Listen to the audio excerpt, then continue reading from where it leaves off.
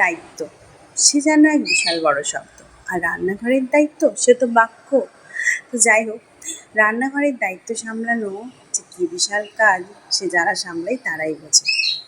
সকালবেলায় ব্রেকফাস্টে কী বানানো হবে রাত্রি থেকে চিন্তা হতে থাকে। তো যাই হোক, তার একটা ছোট্ট সলিউশন আজকে আমি নিয়ে এসেছি, যার জন্য লাগবে 2 কাপ সুজি, 1 কাপ টক দই, তার উপরে দিলাম সামান্য পরিমাণে লবণ, half teaspoon baking soda, half teaspoon baking powder.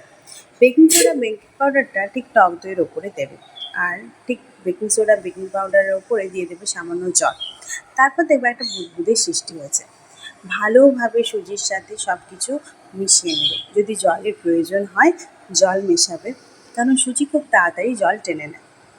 তারপরে দেবে সামান্য স্বাদ মতো চিনি, যদি মনে করো দেবে তাহলে দিও, না হলে স্কিপ করতে পারো এই পার্টটা। ভালোভাবে যখন মিশ্রণটা রেডি হয়ে গেল, আমি কী করলাম, একটা ঢাকা দিয়ে দিলাম। ঠিক 30 মিনিট পরে যখন ঢাকা খুললাম, দেখলাম খুব সুন্দরভাবে সুজিটা ফার্মেন্ট হয়ে গিয়েছে। এরপর মিক্সিতে আমি কী করব, এই মিশ্রণটাকে পেস্ট বানিয়ে নেব। খুব আঁঠো আঁঠো টাইপের দেখো একটা পেস্ট হয়েছে। একটা পাত্রের মধ্যে আমি এই মিশ্রণটাকে ঢাললাম, আর পরিমাণ মতো জল দিলাম ব্যাটার বানানোর জন্য। ব্যাটারটা না তো খুব ঘন হবে, না খুব পাতলা হবে। আমি এখানে দেখো তোমাদেরকে দেখিয়েছি কীরকম হবে, ঠিক ওরকমভাবেই কিন্তু বানিয়ে ফেলবে। যাই হোক, আমার ব্যাটার রেডি। এবার একটা ননস্টিক প্যান গরম করে তার উপরে দিয়ে দিলাম জল।